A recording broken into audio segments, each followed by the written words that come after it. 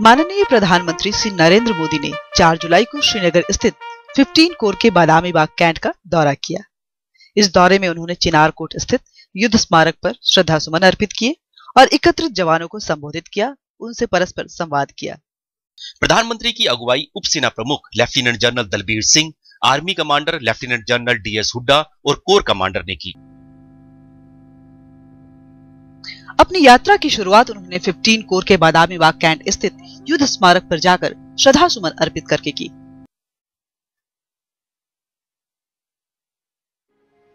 जो लौट के घर ना आए, ऐ मेरे वतन के लोग, जरा आंख में भर लो पानी, ये शहीद हुए हैं उनकी, जरा याद करो कुर्बानी।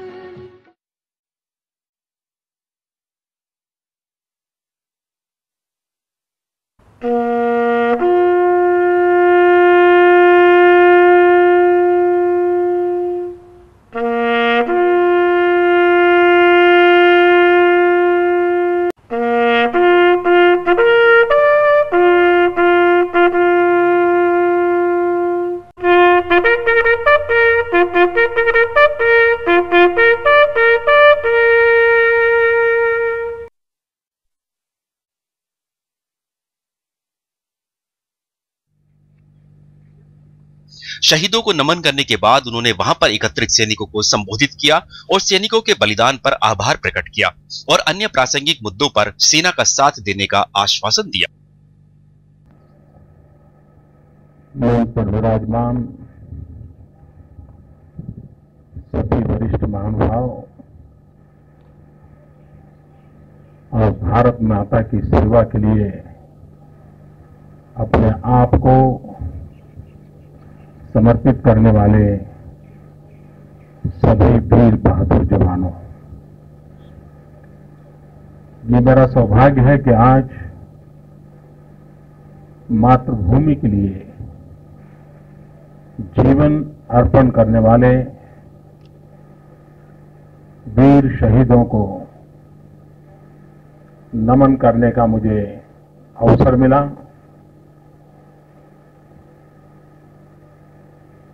मुझे विश्वास है कि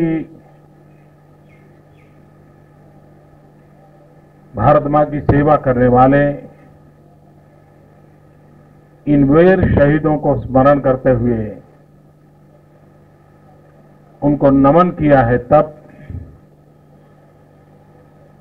मुझे उन सभी वीर शहीद आत्माओं का आशीर्वाद मिलेगा जो मुझे देश की सेवा करने की और अधिक ताकत देगा। त्याग तपस्या में कोई कमी न रहे, इसके लिए उनका जीवन हम जैसे नागरिकों के लिए भी प्रेरक है।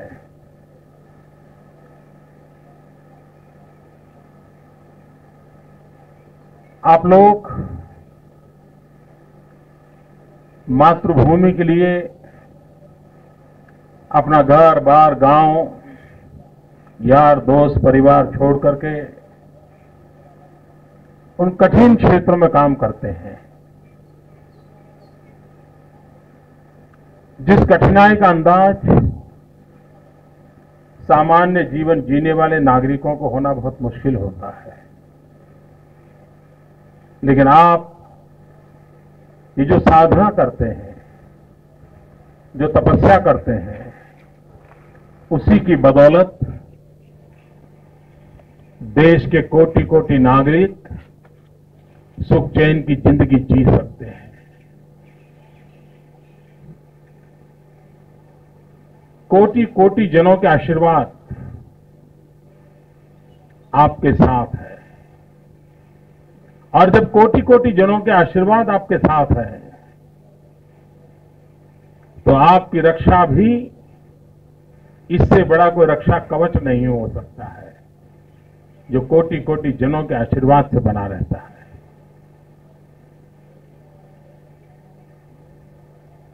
मैं इस मत का हूं कि अगर देश विकास करना चाहता है, देश अगर प्रगति करना चाहता है, तो देश में सुख, शांति, सद्भावना, भाईचारा ये अनिवार्य होता है। और उसी की नींव पर देश विकास की नई ऊंचाइयों को पाता रहता है। ये सुख शांति तब तक प्राप्त नहीं होती है जब तक हम हमारी सीमाओं को सुरक्षित न करें, हमारे सुरक्षा बलों को समर्थन न करें, हमारे सुरक्षा बलों को आधुनिक न करें, तब तक ये संभव नहीं होता है। और इसलिए राष्ट्र के विकास के लिए भी सुरक्षा का क्षेत्र सबसे ज्यादा सशक्त होना समय की मांग है। मैं सैन्य बल के आधुनिकीकरण के पक्ष का हूं। न सिर्फ सैन्य बल, सब प्रकार के सुरक्षा बलों के आधुनिकीकरण के पक्ष का हूं। विज्ञान बहुत आगे बढ़ चुका है, टेक्नोलॉजी बहुत आगे बढ़ चुकी है। अब शायद आने वाले नजदीक के भविष्य में आमने सामने लड़ाई के शायद अवसर ही रहने वाले नहीं है। बहुत बड़ा बदलाव आने वाला है। और तब जाकर के सेना को आधुनिक बनाना, वैज्ञानिक बनाना, टेक्नोलॉजी से सुसज्ज बनाना, ये समय की मांग है और हमारी ये प्राथमिकता रही है। आज देखिए हमारी कठिनाई कैसी है कि सेना के जवानों के लिए जितना खर्च करना चाहिए, सुरक्षा बलों के लिए जितना खर्च करना चाहिए, उससे ज्यादा हमारा काफी बजट हमारे सुरक्षा के संसाधनों को इंपोर्ट करने में जाता है। अगर हम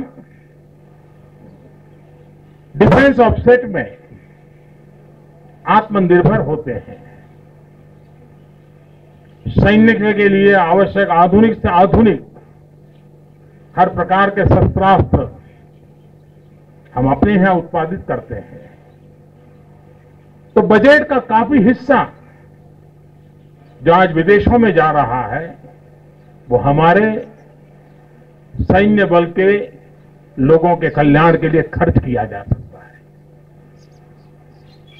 अगर हम शस्त्रास्त्रों का उत्पादन हमारे देश में करने पर बल दें तो हमारे देश के नौजवानों को रोजगार उपलब्ध होता है। और जो देश शस्त्रास्त्र उत्पादन करने की क्षमता रखता है तो सेना के जवानों के साथ साथ उस देश के नागरिकों का मनोबल भी बहुत ऊंचा होता है। उनको विश्वास होता है कि मेरे सेना के जवानों के हाथ खाली नहीं है, उसकी भुजाओं में सामर्थ्यवान अस्त्र शस्त्र भरे पड़े हैं। जो उसके दिल दिमाग में जुझारूपन है, वो दिल दिमाग के जुझारूपन के साथ अस्त्र शस्त्र का बल अनिवार्य होता है। और इसलिए भारत को आत्मरक्षा के लिए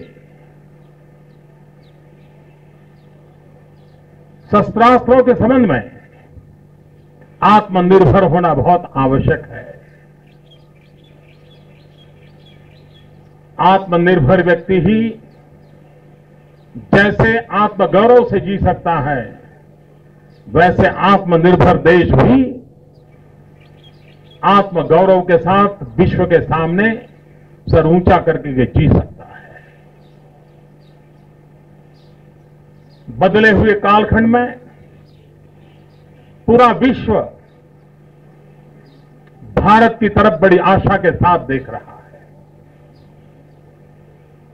विश्व भी जो शांति की तलाश में है, उसे भी लगता है कि भारत एक कैटलिक एजेंट के रूप में बहुत बड़ी भूमिका अदा कर सकता है। विश्व के सामर्थ्यवान देश आज भारत के साथ बराबरी के साथ बात करने के लिए उत्सुक है। ये तभी संभव हुआ है कि हम सामर्थ्य के साथ खड़े हैं। मेरे नौजवान साथियों, आपकी यह तपस्या कभी बेकार नहीं जाएगी। आपका कल्याण, आपके परिवारजनों का कल्याण, आपके संतानों का उज्जवल भविष्य, ये भारत की सामूहिक जिम्मेवारी है। और मैं आपको विश्वास दिलाना चाहता हूं, क्योंकि मेरी सरकार इस विषय में प्रतिबद्ध है। और सेना के जवान के परिवार की अगर चिंता देश करता है, तो जवान हंसते हंसते देश की चिंता करता है। इस मंत्र को मैं भली भांति समझता हूं,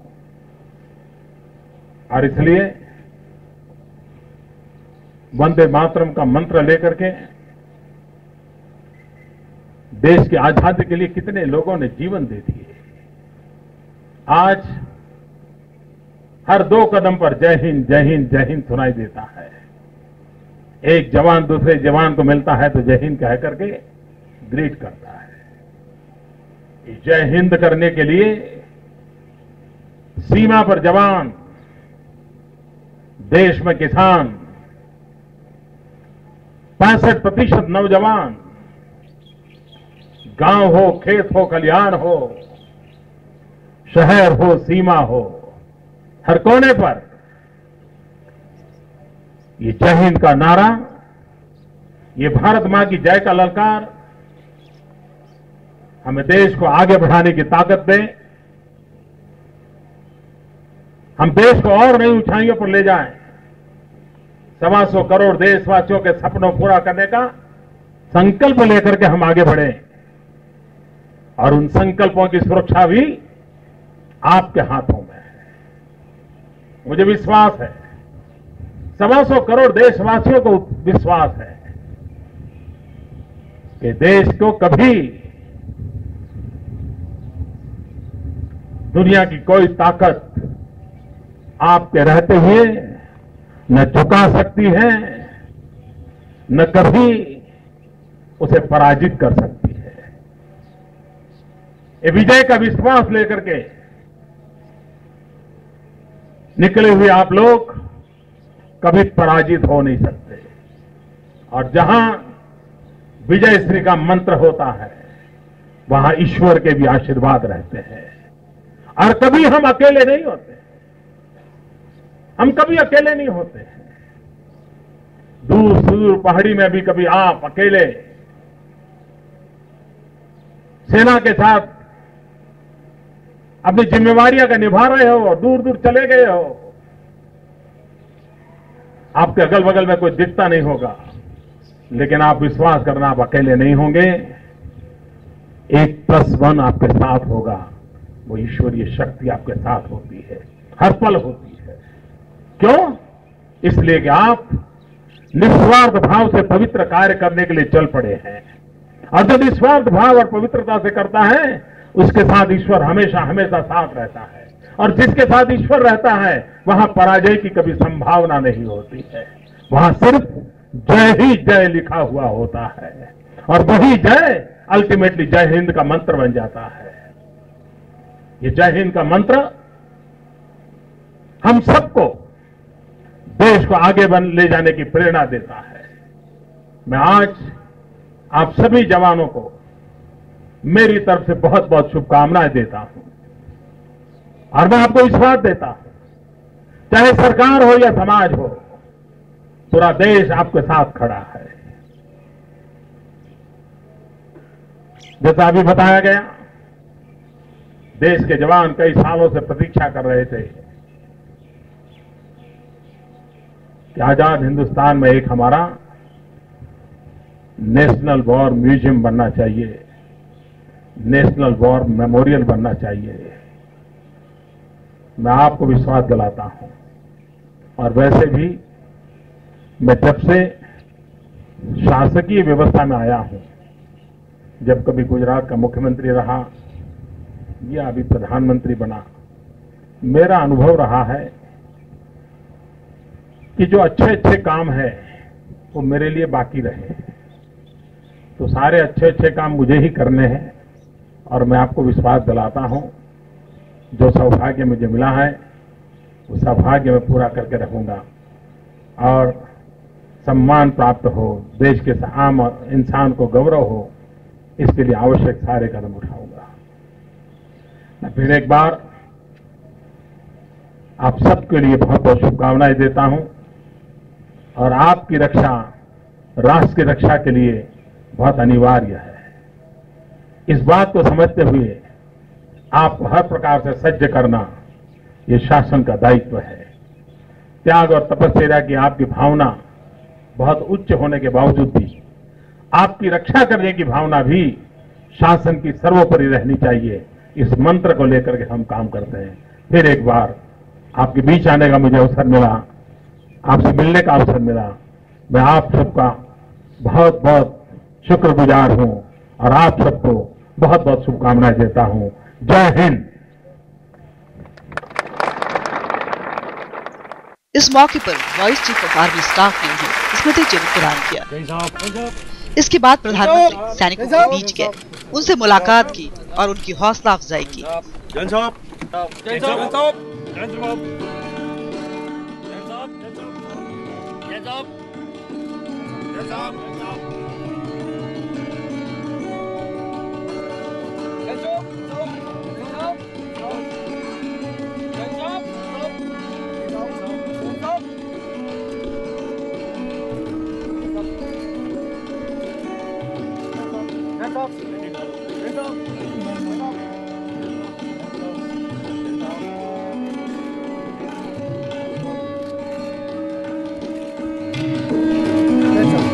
दोस्तों, बाद में भोजन मिलेगा कि इसी से गाड़ी चलेगी? Thank you.